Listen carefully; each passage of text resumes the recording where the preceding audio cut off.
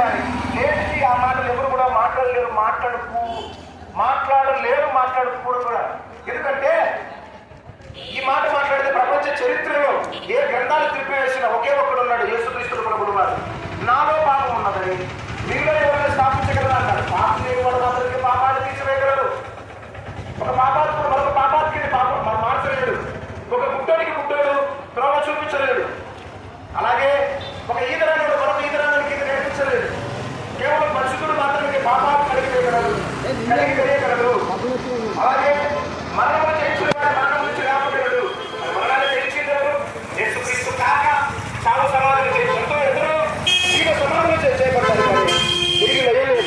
అది యేసుక్రీస్తు వారు మరణాన్ని జయించిన వాడు, మరణపు కోలును విడిచిన వాడు. యేసు ప్రభు చెప్పాడు, పునరుద్ధానం నేనే, జీవము నేనే, నా యందు విశ్వాసం వచ్చిన వాడు చనిపోయిన బ్రతికి ఇంకెన్నటికి చావడన్నాడు. చావు లేని జీవితాన్ని ఒకే ఒక్కడు నేను ప్రకటిస్తున్న యేసు ప్రభులు వారు మాత్రమే ఇవ్వగలడు.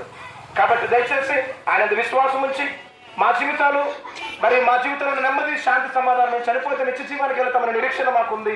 ఇటు నిరీక్షణ మీకు కావాలా? పాప క్షమాపణ కావాలా? శాంతి సమాధానం కావాలా?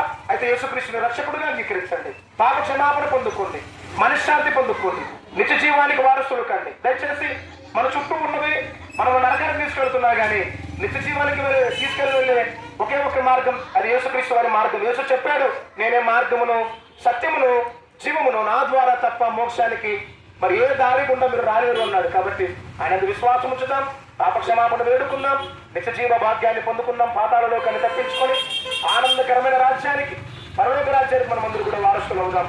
దేవుడు తన సంగతులు మన వీడికలను దీవించి ఆశీర్వదించిన దాకా మా వాళ్ళ దగ్గర కరపత్రికలు ఉన్నాయి, బైబిల్స్ ఉన్నాయి, వాటిని ఉచితంగా ఇస్తున్నాం.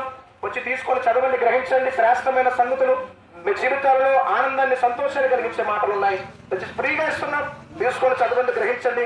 సత్యాన్ని గ్రహించి ఆ చొప్పున మీరు ప్రభువు యేసుక్రీస్తు రక్షకుడిగా అంగీకరించి నిత్య జీవానికి చేరుకుంటారని ఆశిస్తున్నాం. దేవుడి తలంపులు మీ వినికిలో దీవించును గాక. ఆమేన్.